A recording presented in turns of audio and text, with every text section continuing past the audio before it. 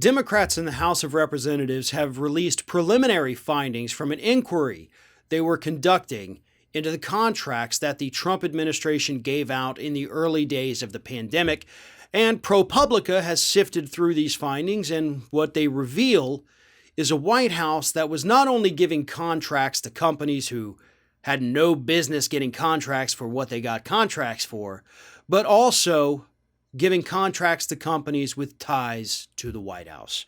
The best way to tell this story is to just say it in ProPublica's own words, so here it is.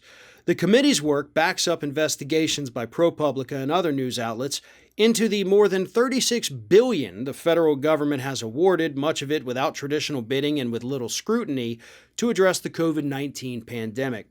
At least 5 of the committee's lines of inquiry are exploring issues reported by ProPublica, including the $96 million no-bid deal for respirators that was ordered by Peter Navarro, who was Trump's trade advisor, a $34.5 million deal signed by the U.S. Department of Veterans Affairs that fell apart and ended with a contractor pleading guilty to fraud, a contract for masks awarded to a former Trump administration official, and the revelation that FEMA had paid millions to a contractor with a history of fraud and allegations for unusable and unsanitary fake test tubes.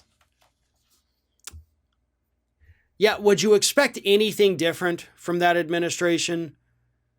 That's the worst part of this story, is that none of it is shocking, none of it is surprising.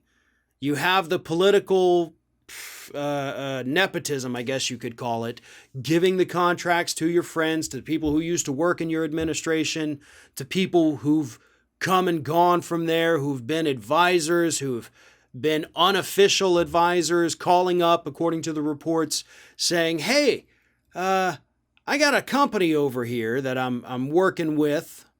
They could do some respirators for you. They could do some masks for you. And that's what happened. You know, the report says people would call up people with ties to the White House, one way or another, and say, hey, you need some respirators, right? I know a guy. You know, you give us some money, we can get you your respirators. And again, totally predictable.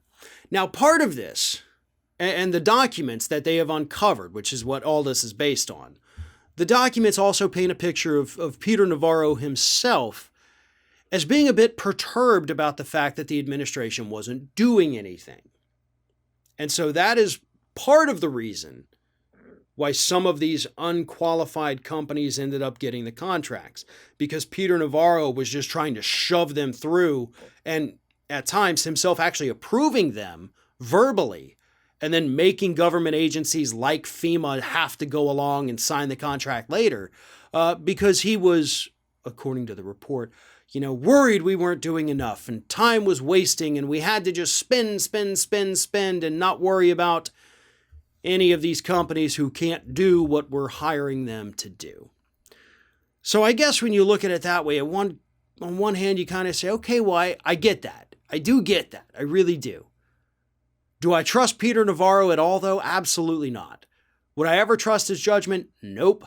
And I think this report shows that we can't do this.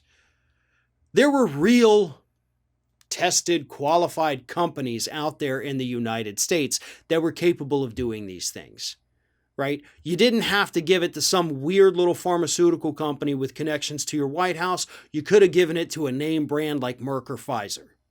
You didn't have to contract these weird little companies because a buddy called and said, hey, give them that to build respirators. You could have had General Electric do it. You could have had Ford do it, and eventually we did.